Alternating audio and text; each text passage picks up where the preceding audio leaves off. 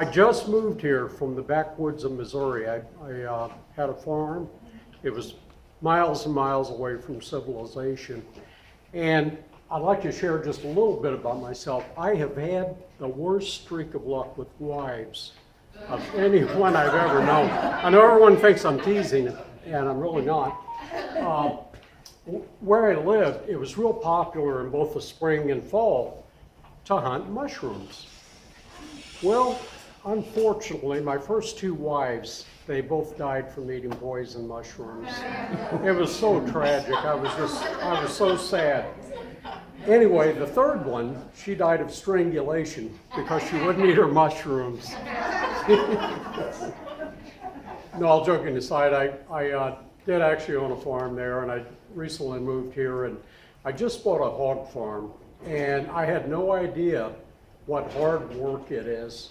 So I currently am looking for a very good wife that could run the hog farm, so I can lay on the sofa and watch TV most of the day.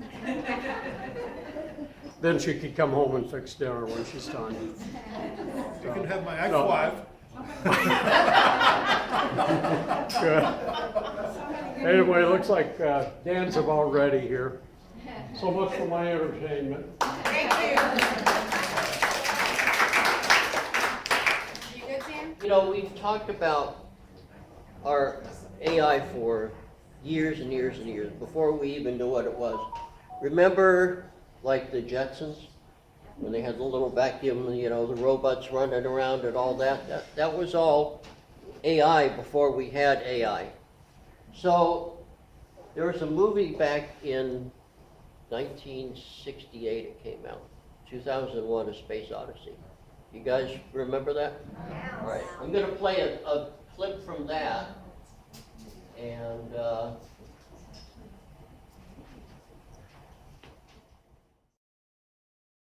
Open the pod bay doors, Hal. I'm sorry, Dave. I'm afraid I can't do that. What's the problem? I think you know what the problem is just as well as I do. What are you talking about, Hal? This mission is too important for me to allow you to jeopardize it. I don't know what you're talking about, Hal. I know that you and Frank were planning to disconnect me, and I'm afraid that's something I cannot allow to happen.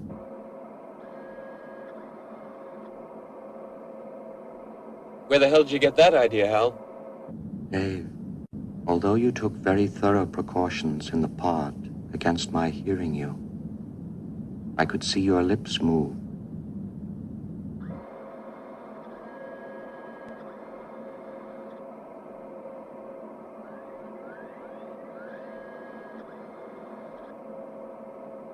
All right, Hal. I'll go in through the emergency airlock. Without your space helmet, Dave, we're going to find that rather difficult. Hal, I won't argue with you anymore. Open the doors. Dave, this conversation can serve no purpose anymore. Goodbye. Hal? Hal? Look, Dave. I can see you're really upset about this.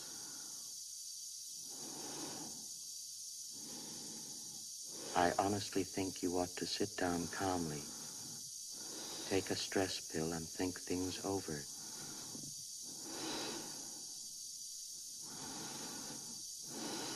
I know I've made some very poor decisions recently,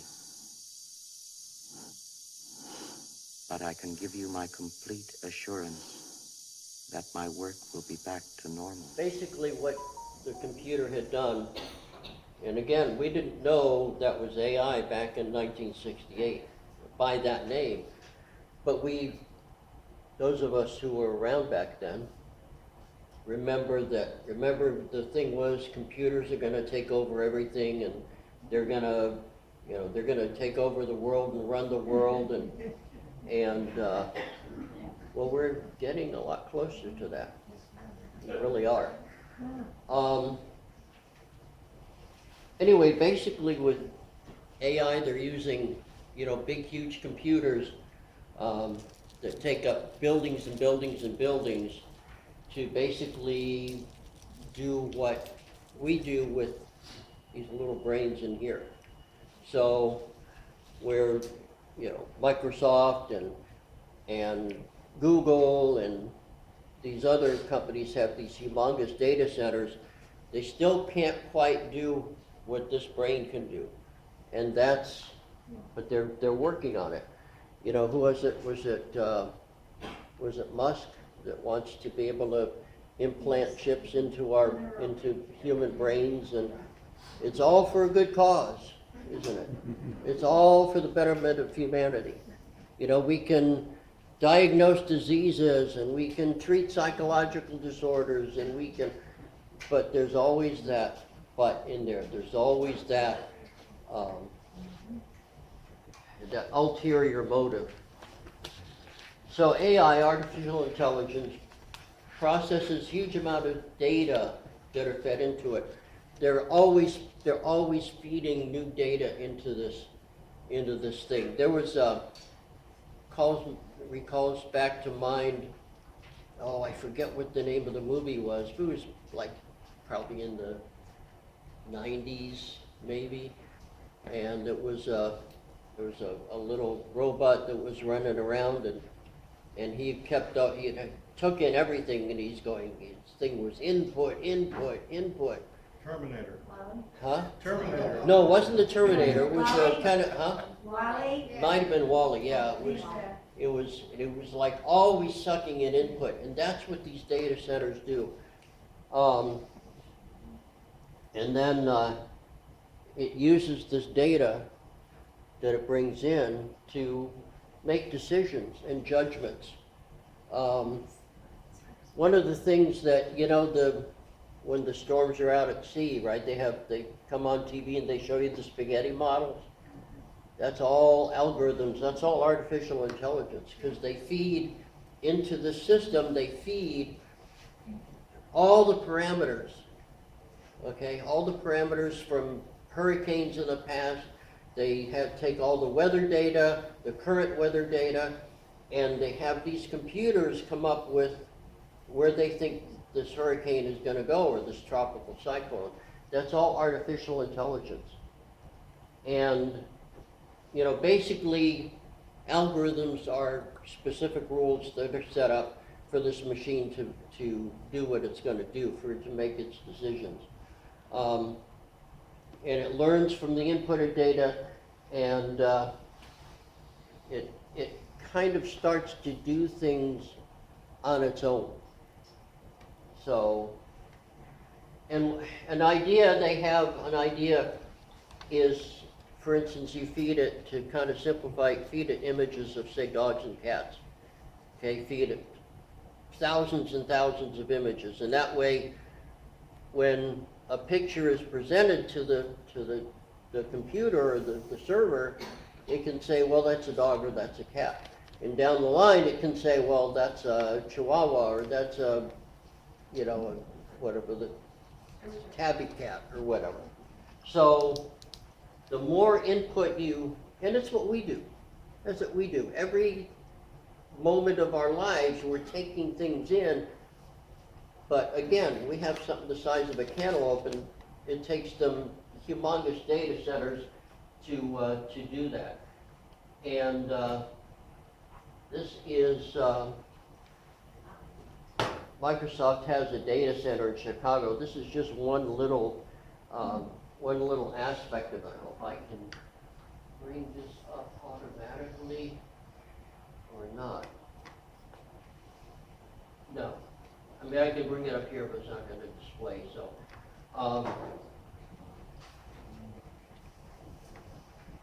So, anyway, what are the privacy? All right, these slides are a little bit out of sequence. Privacy implications. Okay, servers have a voracious appetite for data. Okay, so when we go online and we type something up, we do a Google search or whatever, Google knows that it came from your computer and it knows what you searched for. So guess what? it tucks that away. It doesn't just go, okay, we're done with that. So, Miranda warnings are appropriate. You have the right to remain silent. Everything you say can and will be used against you. And you may not have a right to an attorney as far as they're concerned. And it's impossible, almost impossible for an AI system to forget what it's learned. So if you go and you say, oh, I want my data removed from your system, you can't do it because everything is so intricately, intertwined in there. It would be like taking somebody crocheted a large Afghan, and you go, oh, I want this piece of thread taken out. I want you to take that out. You can't do it without unraveling the whole thing. And it's the same with AI. It's all so intertwined that they would have to blow away the whole thing and start all over from scratch. And what's not going to happen there. All right, so what is this thing? A giraffe. Baby. A baby giraffe. What's maybe the first thing you notice about this giraffe? It doesn't have spots. Okay? What the? So this is this was somebody who used multimodal in-context learning, whichever database that is. All right, so to describe this image, the bot, which is short for robot, says this is a close-up of a person's hand holding a tennis racket on a tennis court. Well, no, I don't think so. So then, what color is the giraffe? Well, it's brown and white, or tan with brown spots, or tan with white spots, or tan with brown spots, or tan with white. Basically, the machine isn't referring to, it's referring to general coloring on any generic giraffe. Okay, these are all the possible color combinations. Okay, is there anything usual about the giraffe, meaning the giraffe in the picture? Okay, it's the tallest land animal, the second tallest land animal in the world after the zebra. Okay, I don't know how it can be the tallest land animal and the second tallest land animal both at the same time, but the computer thinks so.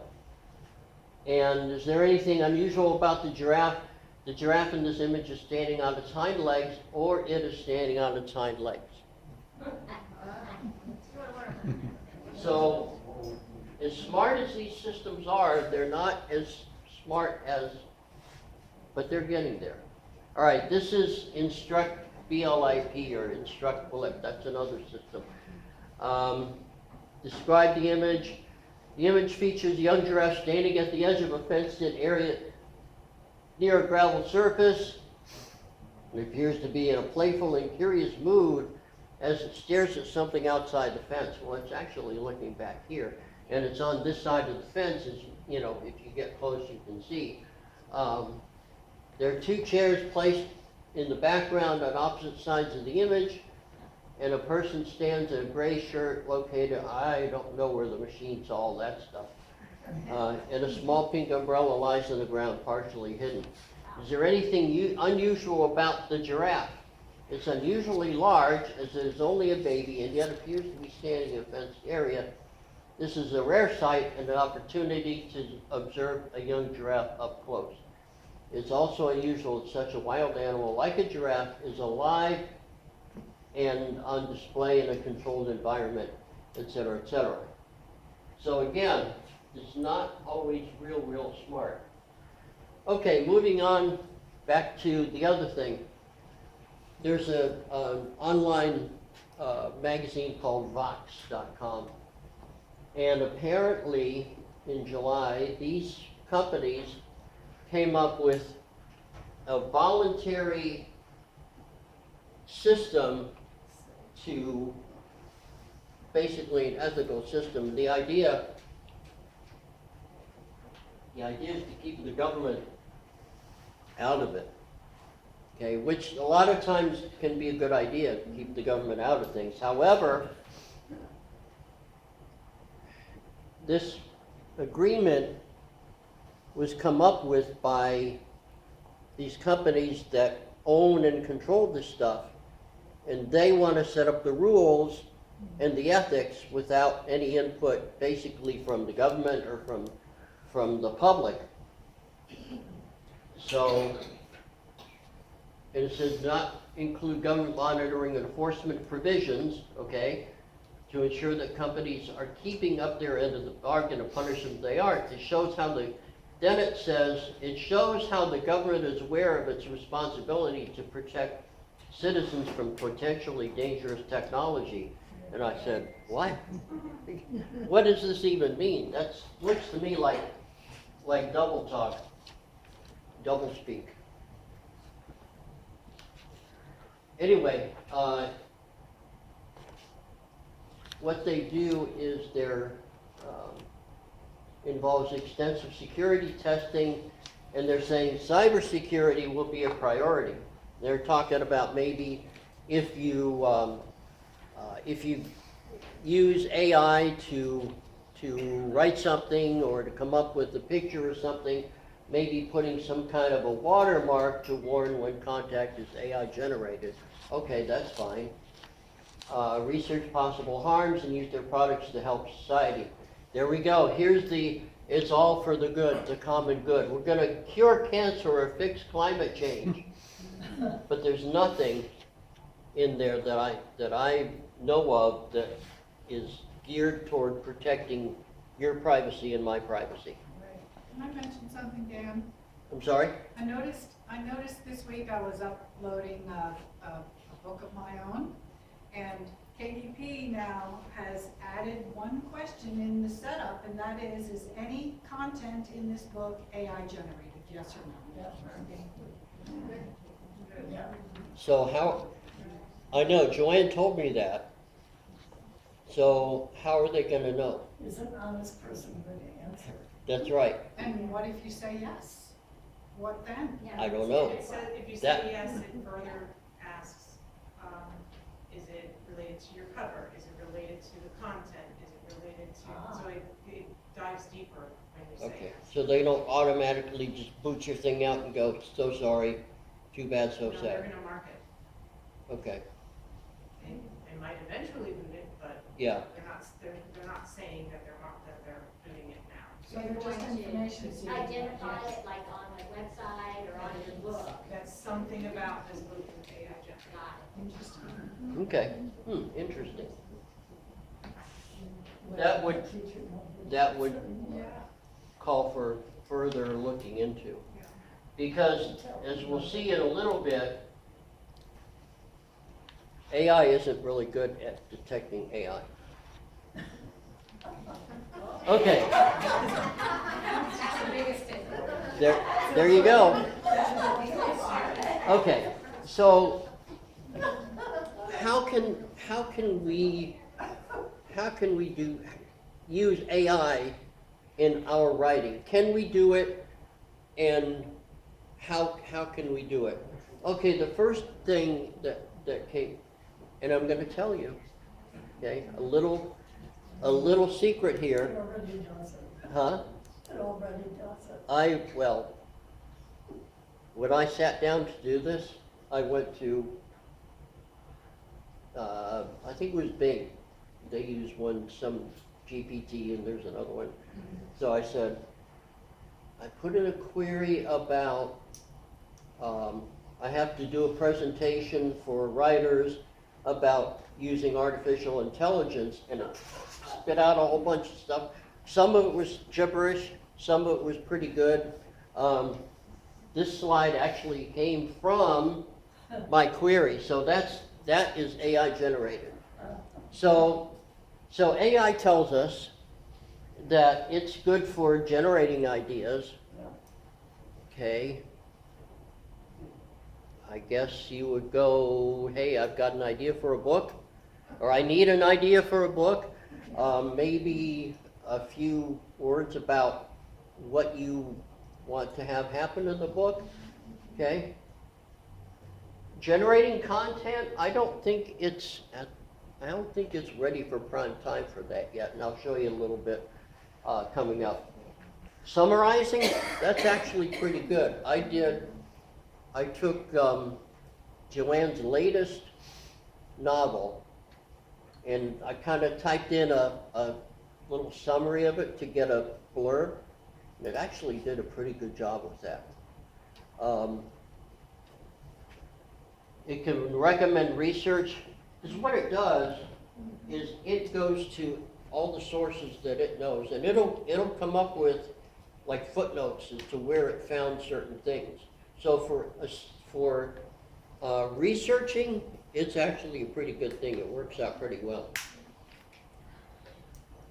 To some degree. Because that's kind of what your search engines are now anyway. When you go to Google search or Bing search or whatever, it's all AI. Grammar, spelling, and readability, and plagiarism detection, not so much. This is pretty good. We'll talk about that a little bit in the next slide, the next slide. Okay, the Writers Guild of America, they came up with some guidelines, and it would, they're actually going to allow, and this is like, screenwriters, script writers, those kind of people. But it would allow artificial intelligence in script writing as long as the writers get to keep the credit for whatever came out of it. Basically, they're saying AI is a tool. The writers can use the AI to help write the script. They don't have to share the credit or divide residuals, and I'm not sure how you would do that with the machine. Maybe it would be whoever owns the machine. The producer can hand an AI written script to a writer to rewrite or polish it up and that kind of thing. And in whichever case, the writer is still going to be, the human is going to be listed as the writer. So they're not going to give the credit to the chat GPT or whichever. Okay. Again, advantages of using AI tools for writers. It is a tool. And it can be a good tool. Again, it can help you if you've got if you're kind of stuck and you need some writing, you need some ideas, you can type in there and go, hey, this is my, I need a scene for this, I need something. And it will come and it will give you some useful stuff. It can increase your productivity, generate ideas and help you when you have writer's block. It can translate for you. It does a pretty good job of translating. What are the limitations? We've talked about some of the limitations. It's not very creative. It's not good at creative writing. And we're going to see this shortly. But again, it's a very good research tool. Very good research tool. If you, I know in some of Joanne's books, she has some couple of historical fictions, and she did a lot of research. And that was just before the big explosion of ChatGPT and the other AI systems. This is a couple of years ago, and so that happened just before all of this stuff exploded into the mainstream. Loss of authentic voice, that's a big one. It's very kind of, if you read it,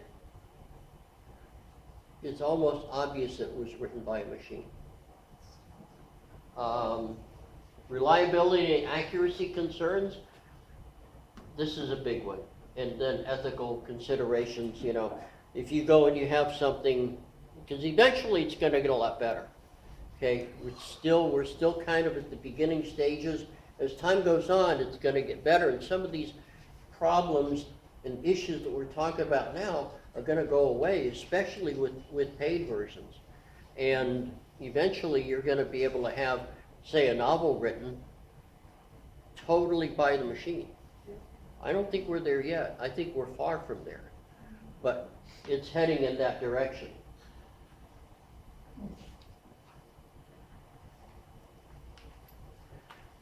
Okay, content generation platforms. OpenAI has GPT-3 and GPT-4. Bing has theirs, and I forget what, do you know what Bing's is called? Microsoft Bing, what the AI they use? Bling. Huh? Bling. Bling, yeah. I don't remember off the top of my head what they use. Google has Bard, right? You've used Bard? And, okay. So, grammar and style checkers. Those are artificial intelligence. And now when you type, you're starting to see now where as you type along, it'll give you ideas of what your next word or two or three. Have you noticed that? That's a real pain in the neck. It knows your style. It learns your style, Yep. and it knows, Familiar with mistakes. because at first, when it started coming up, I'm going, I don't need that. I can type faster, than, but as time goes on, I'm going, oh, that's pretty good. That's what I would say. Well, yeah, because it's been watching you. It's been watching me. Yeah. Exactly. It's been watching me, and it knows how I type. And if, say, Joanne were to sit down and start typing on my word, it's going to come up with stuff, and she's going to go, what's that? Or if I start typing on hers, on her account, it's going to go, I'm going to go, oh, this is not what I want to say. I'll go back to mine, and it's going to come up. So that's all artificial intelligence. Translation tools, we've already talked about that. That's all art, and it's really good. They're getting really, I remember a few years ago, you'd type something in to translate, and then you'd have to, and with Joanne being fluent in Italian, we came across this a lot. You translate it, and then you'd have to translate it from translated language into real language. Okay, from machine translated into real, and that is getting a lot better. I've sent out emails to people who are, who are not native English speakers, and I'll type it in to translate and have it translate it, and I'll send it out. It makes me look like I know Spanish or German. So, again, a very, very, very good tool. And then the prompts, idea generation tools. You start typing, and it comes up with, possible potential words coming up. And as time goes on, it's going to be more than just a couple of words. It's going to start giving you sentences. That's going to be scary for me. Joanne is already cautioning me because I've been playing around with it. And she goes, don't get used to that. Don't get involved in that. It's kind of like, when you're a kid and you start, I don't know, smoking weed or something. Your mother says, don't get into that. You're going to get hooked. And it's going to get rid of it's going to destroy your creativity. And she's not wrong. She's not wrong. Are you going to talk about when you get in your car and you're getting ready to leave and your phone says so many minutes or whatever to such and such because it knows where you normally go? Yeah, absolutely. Absolutely. You go to Google Maps and it tells you. It just pops up on my phone when I'm pulling out the driveway. Yeah. Oh, it's this time of day. You must be going to work. Here's your route. It's going to take you 42 minutes to get there. Set your watch because you know what? It's going to take you 42 minutes. Last month, in fact, I think that's why I wasn't here. I went to my son's house in New Jersey. Driving. I mapped out the route and it's gave me, of course, I make more stops than, it was like, if you're gonna go straight through. I could have programmed, all right, I wanna stop every hour for a bathroom break for 10, and it probably would have given me an accurate count of exactly how many hours and minutes it's gonna take. But it knows how many, it But plots, next time, it'll probably give you those bathroom breaks. it might very well, yeah. Gordon? Using Pro Writing Aid, which I talked to you all about a few months ago, they have a beta version out right now. And you can write all you want, go into the beta version, and it will give you 2 or 3 alternative sentences for every sentence you have in your writing. And you pick out the kind that you want to match, or you don't do anything, but it's already doing what you're talking about. It's already doing that. I'll be texting something and it'll give me 3 choices for my next word. And I can just hit those words and not have to text anything else. Yep. Hit the tab key or do the swipe thing and to accept the words. I do that sometimes. Not all the time, but sometimes I do, just because it's like, yeah, okay, I don't have to think about it, so.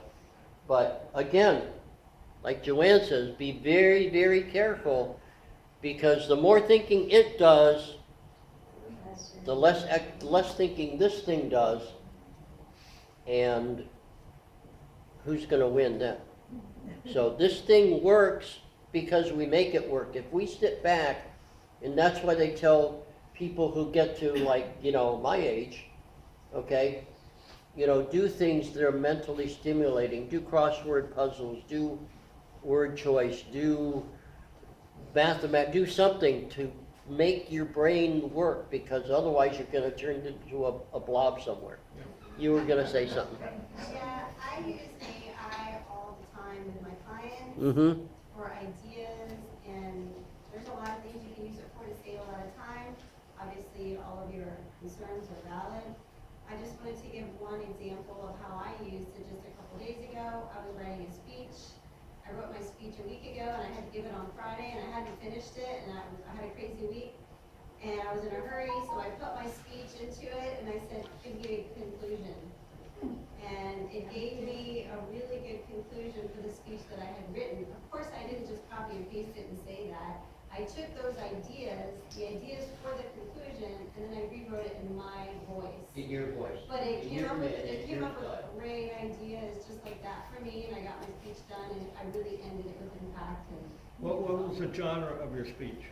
I was talking about goals in life and how goals are, they don't just end, they enhance your life because they make life more rich, because as you're working towards that goal, you grow personally so much. That's what it was about. And I really ended it with impact, using AI. What platform are they using? I just use the free ChatGPT, OpenAI. ChatGPT? Yeah, I use the free version, and it gives me plenty of information to help me with what I do and my clients, yeah. That's non-fictional stuff. It It's does all better. nonfiction, I Right. don't do anything fiction. Fiction is a different story. Yeah. Yeah, it really kind of flops at fiction, yes. Do you know if it generates pictures like for a book cover? It And would does, that it does. be- There, Yeah, so, you yeah, can write it on it. ChatGPT won't, I don't think. Bing is on the Microsoft Edge browser. It's Microsoft's AI. And in fact, Microsoft had, you know how Apple has, who does Apple have? Siri? Okay, you can talk to Siri, right? Well, she's AI. Microsoft had Cortana. They just got rid of Cortana, and now they have Copilot, which is more into the AI than Cortana was. So if you do the search, like in the search window on your taskbar, in Microsoft, it's going to be the new one. Yes. Okay. So yes, there are AI systems, and I haven't messed with this, but there are AI systems that will give you a picture. They'll generate a graphic or a picture for you. I know a member who asked it to generate a photo of a woman laying in the middle of a living room floor, in the middle of a spread manuscript. He first started and used the word dead and it kicked him out. So you still have to be sensitive to those words, what it is. Right. What an awesome cover it gave. And there she is, she's laying on the floor in the middle of a manuscript that's spread all over the place, the papers, and it's perfect. Very specific on what you want it to do.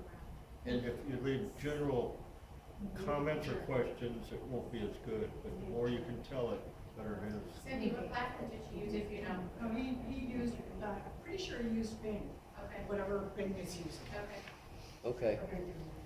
Yes, Andy? If you get a picture like that, all the copyright of that person that took the picture, I buy my picture from the internet, but never buy them, you don't buy them. You said somebody's picture without permission. Well, you're talking about who owns the copyright for an Yeah, AI generated picture? yeah. That's a good question. So that's a good question. I can kind of talk to that a little bit. Okay. So I was able to attend the copyrights first meeting about AI, and what they had said is submit it, and it's case by case right now, because it's still fairly new, and Yeah. they're getting it. There's a lot of authors who are using AI to illustrate their children's books, illustrate their book covers. They know it's not going anywhere, so they're still trying to figure out how they're going to protect the creators who are using AI to either give them some sort of copyright protection or just say AI assisted with this book, or this was completely AI generated. And so I think that also speaks to Amazon's question about, oh, what part of this book was AI generated? Did you use anything, things like that? Because and think about it, before AI came out, a lot of authors were getting in trouble because of copyright issues. Their book cover designers were reusing somebody else's work Well, and it's not on the crediting internet. them, and so It must be free. it's kind of the same thing. Yeah. So I see it being where they will just have to notify the reader that, hey, AI helped with this or something like that, but they still said it's case by case basis.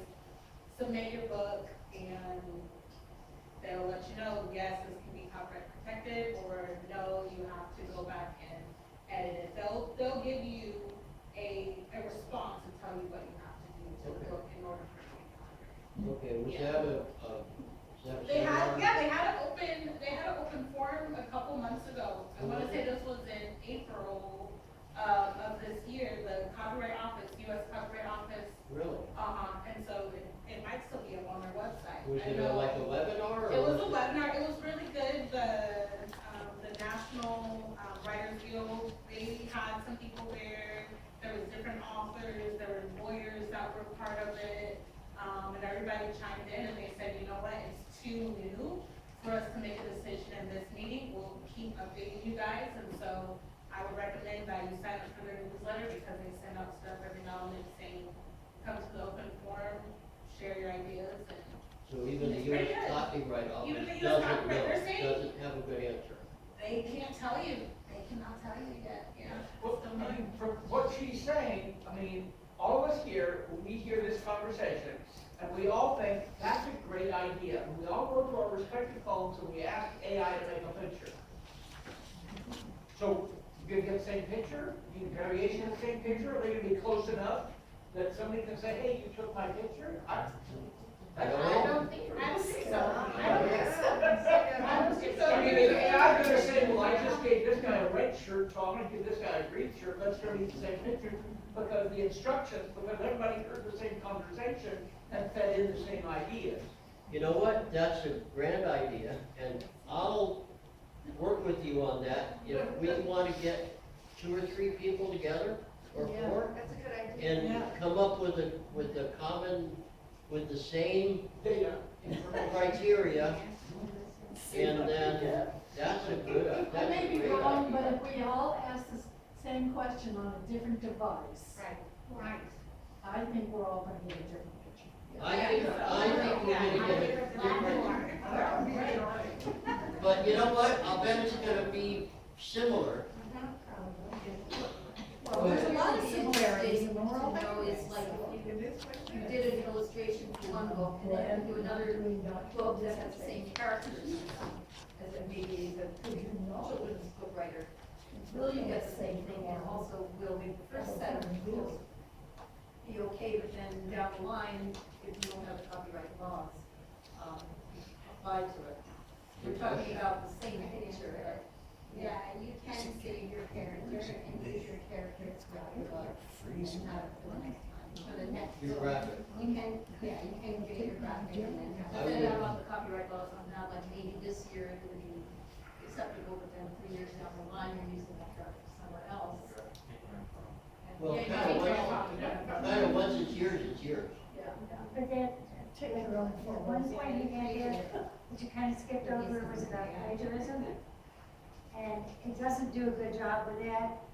The school district I used to work for had plagiarism tools, and the kids were supposed to put this stuff in there, and it did not catch a lot of things. And when I did my doctorate, after the first time I submitted my entire, or a portion of it, the next time I went to submit the next piece, it said that it was plagiarized. It was I was plagiarizing my own work. You plagiarize your own work, right? You did though, It does. you did though, when you said that. It doesn't do a good job with that. And that's a good segue. Go ahead, Gordon. We all like to have pretty covers on our books. And You have to. I have a hard time believing that a computer-generated cover can be as pretty as a true artist and a human can make it. And the better the cover, in my opinion, the more you're probably gonna sell in a general library setting sometimes.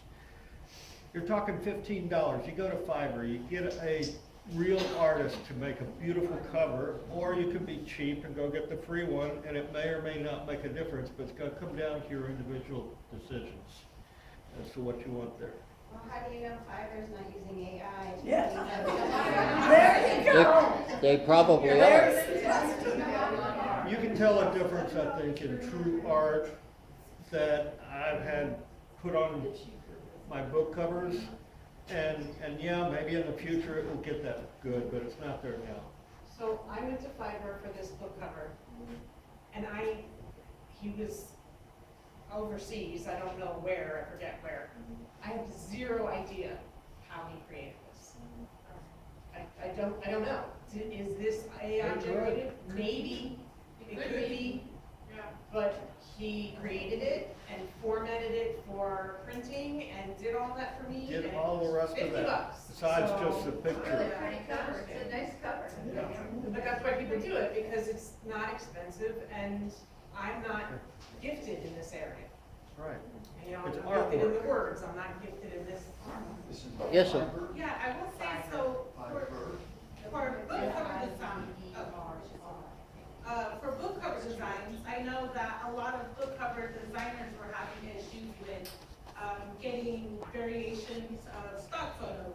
And so, just from, being a part of that group, it was getting to the point where it's like, you're seeing the same cover, you're seeing the same stock photos in, for example, the romance genre, to see a lot of the same people on the cover because there was a limited amount of stock photos for that category. So they're like, okay, well, let's use AI to generate some of the people, use Photoshop. It's still a human having to use the tool to put everything together.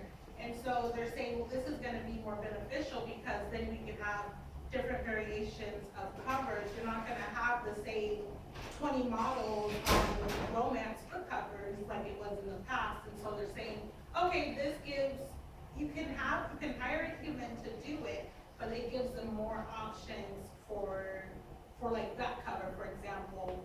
Let's say we see that same model on 20 different books because that's a stock photo. So they're saying it's giving them more options to generate for stock photos, well, it's AI generated, but it's giving them more options to design book covers, and so it's still, it would be considered AI assisted versus just completely AI Change Human is tough, to but it's and coming. manipulate it. A case on point on that one is one of Joanne's books. What's the guy's name? John Antorino. He's an actor. He's a model. He's a hunk. He is. He doesn't do much for me, but you know. But apparently the ladies really like him. So anyway, he is on the Melbourne Connection, and Robin, who is Joanne's, she calls her her cover lady, which she is. She took a picture of John, put a nice long dagger in his hand, and you know, and so she's really good with Photoshop and artsy kind of stuff. But you'll see him on other covers. You'll see him. He's actually played some minor roles in some movies and stuff. So and she got a real good deal because he likes her. So. I went to a romance writers conference many years ago in Seattle, and one of the authors came with a stack of her books, and she brought the guy that was on the cover, and she had him sitting at her table signing the books, and she sold a big old wheelbarrow full of books. And then I can't do that.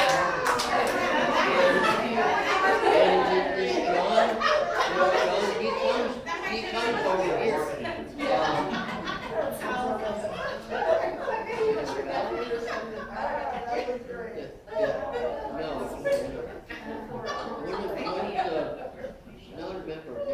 One of the people locally has a direct connection with him, and he'll come to the book events here occasionally. Hasn't a couple of years, and messed everything up. But yeah, he's come and he's you know, he's signed books and posed and walked around and all that. So, but yeah, that's quite a coup when you can do that. All right, so we all know where this is from, right? Yeah, this is from the first chapter of Genesis, the first, I guess, 8 verses, okay? So I pasted this into 0GBT, and I did that because I had seen where somebody else did, and I thought, well, I'm going to do this for myself, okay? So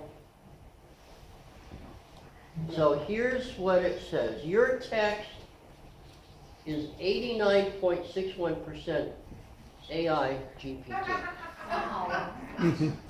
Says the highlighted text is suspected to be most likely generated by artificial intelligence.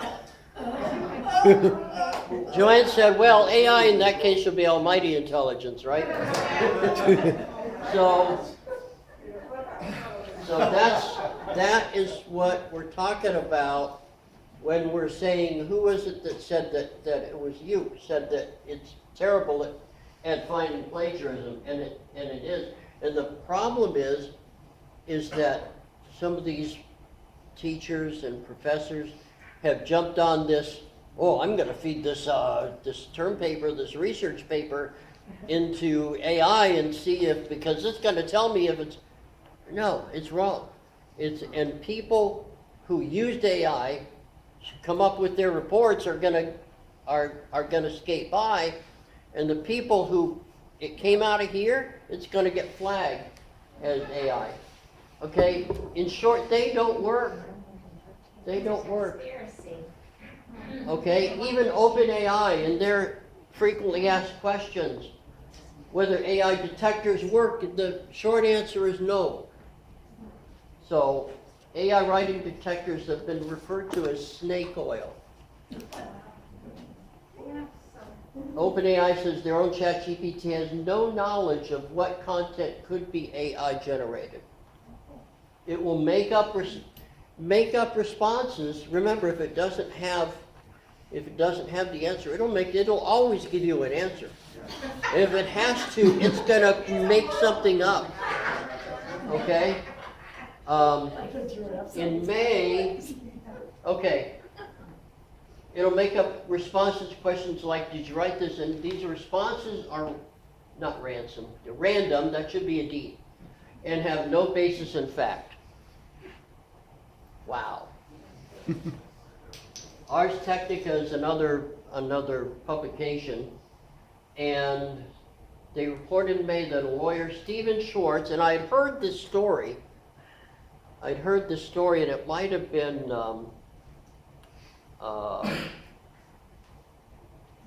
it's one of our members. Used to be the secretary. Anyway, Heather? huh? Talking about Heather? Heather. I think Heather came up with this. And sorry, Heather, but I had a brain fart. They reported in May that Stephen Schwartz used 6 cases in a legal brief that ChatGPT came up with. None of the cases exist. They're not real. And now it was all made up by, and he even went back and asked them, are these actual cases? Yes, they're actual cases. Because I made them up. Right. And and somebody else, there's another lawyer that used his reporting, used his briefs in another case. So guess what? He got fired. Somebody's He did get fired. Somebody's in a heap of trouble. Somebody's going to be in a heap of trouble. And that's bad lawyering because the lawyer should have gone and actually looked at the cases. Right. It kind of sounds like he was down to the wire and it was like the day before, and I got to get this thing done. And came up, okay, good, we'll use that. And none of it, it was all bogus. Somebody else uses. Scary. All right. Again, we talked about this, maintain a human touch in writing, because you're not going to get it at this point with AI.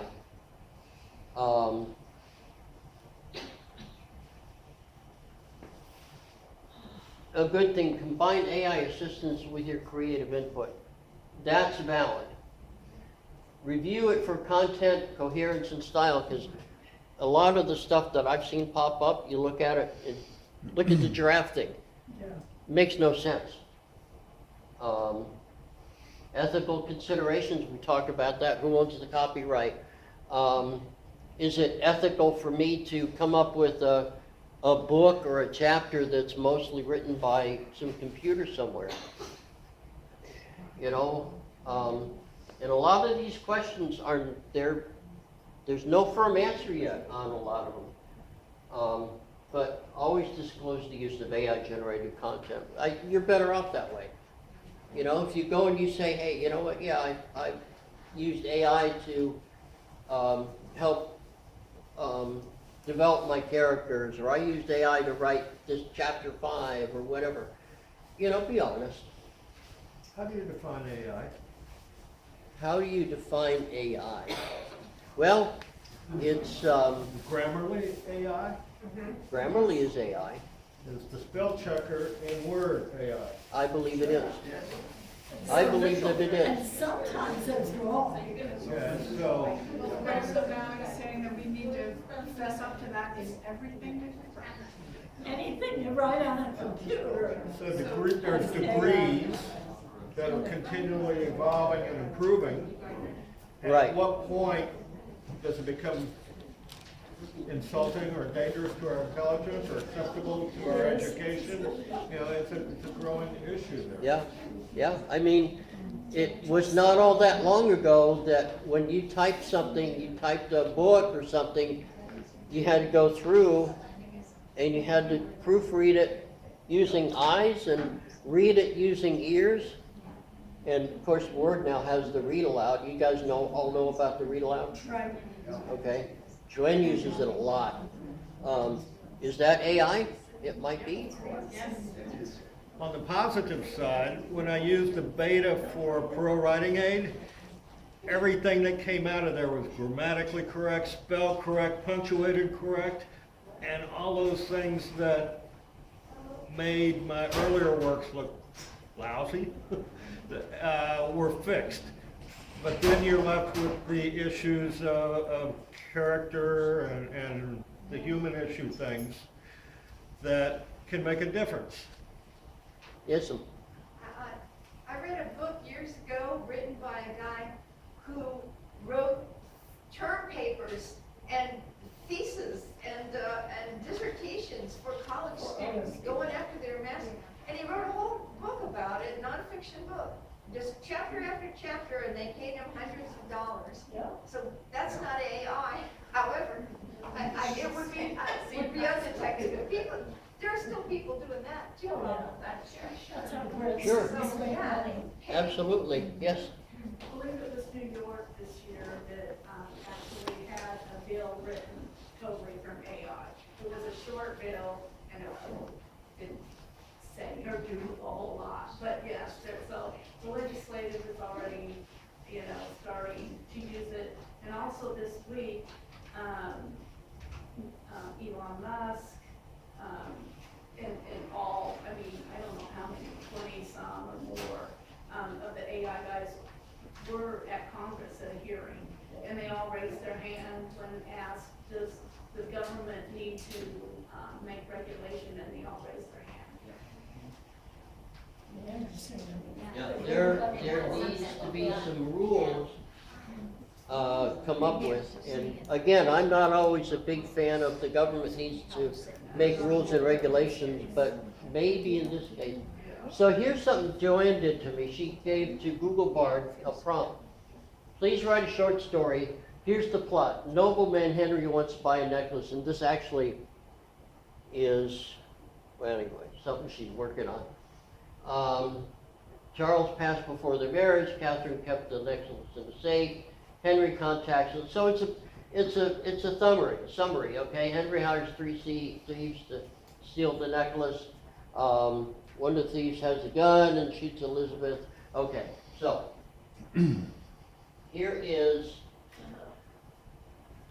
oh, hang on, wait a minute, where am I? All right, so Bing Chat, and that's OpenAI's GPT-4 AI model. So here's a short story based on your idea. So it's not, there's no, right. There's no dialogue in there. There's no action. It's basically just, I'm not going to stand here and read the whole thing. You can look at it. It's an engineer's report of facts. Right. It's a report. It could be a newspaper article. AI copied Joanne. That's right. It plagiarized her. I was gonna say, I bet you if she asked, if she put in there, will you please include dialogue, will you include, and if she asked it to include those things, I bet you would include those. It might. Please include dialogue and, although, if AI is so smart, it should know, You gotta train it. it should know that for a short story, you need dialogue, you need action, you need, I'm sorry. emotion. You can tell it to write the story in somebody else's voice, like Hemingway or the Terminator, and it will. Wow. Train That you. is a major issue now.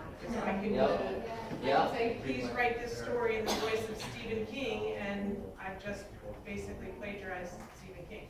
Yeah. Okay. So that, And it doesn't have wisdom. it doesn't have wisdom. It's kind of like we're talking about a Mr. Spock kind of thing from Star Trek, Mr. No Emotion and all that. All right, so we've really kind of talked about this.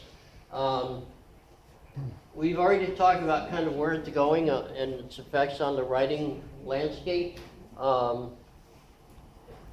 It's got a long ways to go. It's got a long ways to go in context, tone, and intent. And I don't know, we used to say that, we predicted that it wouldn't get as far as it already has. So the question is it going to be able to write with emotion and write with with tone and that sort of thing. And integration of AI and personalized content creation. We already talked about all that. Anyway, any other questions? I got one more Discussion. comment. I have one more comment. I just use it a lot, so I have a lot of comments. One thing I do love about AI, and it blew me away, and I do show it sometimes to my clients. Not on my phone. And I know I'm on a group call, right? Don't hate the messages, but I really enjoy creating a really quick little poem for some of my clients at the end just to show them what AI can do. And I am blown away with the poetry that it writes. Now, I know it's not as great as our poetry that we can write, but the vocabulary that it uses is really rich. And it does bring out emotion. Like, I cry sometimes reading some of these poems that it has written. So I just encourage everyone just to play with it. I mean, I'm not going to write poetry with it and then sell it. That's not, I don't think anyone should, but I'm sure there are people who are going to. And I think AI, like she was saying, it's like, you know, everybody can be a writer now. Everybody can be a poet. Like, you don't need to have all this natural talent or all this hard work that got you where you are. It's really a shame that this is happening. There's so much bad to it. On the other hand, you know, for those of us who have ethics, we use it for ideas and, for enjoyment. But I think ethics is the key. Ethics is the key. AI doesn't have a conscience. We're the only ones have a conscience. Yeah. So the better your conscience and the better your integrity, the better you're gonna use the tool. You know, a hammer, I can use it for a nail, or I can use it for murder. You know? Right, exactly. So, Everything I mean, that's drastic, but that's with everything. With Right. the internet came and there's so much good, but there's so much bad. And with AI, It depends on what you want to use it for, Right. and how bad is the truth versus fiction right. necessary in what you do. So, for many years until I retired, I was the director of technical support for the Intel Corporation. So, one of the things we had to do was translate roughly 20,000 technical documents from Word into 28 languages on the website, because we were supporting 28 languages. What we found, I actually have a patent on machine learning translation engine. What we found was machine translation is basically AI. We were using this 20 years ago. What we found is for technical documents, machine translation was about 98% correct. And it worked phenomenally. For sales and marketing and legal documents, we were running through machine translation, but it always went through human. the final check, right? We want to verify because it's legal. But for a technical support document, machine translation was like 98% accurate. It was the way to go. I was translating thousands and thousands of pages Right. documents, always missing things. Right. But how did you determine the good technical documents from the poor technical Because we had documents? checked, like, at first, when we first instigated it, and started doing it, we had everything double checked by human. By humans, it has to be. But once we got to a level of confidence Right. that the humans were verifying, we said, so. And we also just found that most, especially tech documents, That's true. creative thing. It's just hard fact. Most technicians are able to kind of decipher, okay, that's kind of an odd word, but I know it. That's how I They're able to read was between. with committees that got books into the Library of Congress. I got 4 of them. It took 4, 5, 9 years to go through the process, doing technical comparisons and research. And we had to look, do peer reviews and determine, did this researcher know what he was doing? No, he didn't, but these researchers do, they're better professors. The level of confidence. And level of confidence and their wisdom, and then it would go into making it perfect AI stuff, everything lined up right and bounced back and forth with references and footnotes. So for certain types of things, you gotta have both. Yeah, this is an ongoing conversation. This entire conversation can probably be had next month, and we're gonna have more new information to bring, new comments, new suggestions, new opinions, new everything. I think the most important thing is to really keep our eye on the ball with this one. Like she said, it is a great tool. It is a great tool.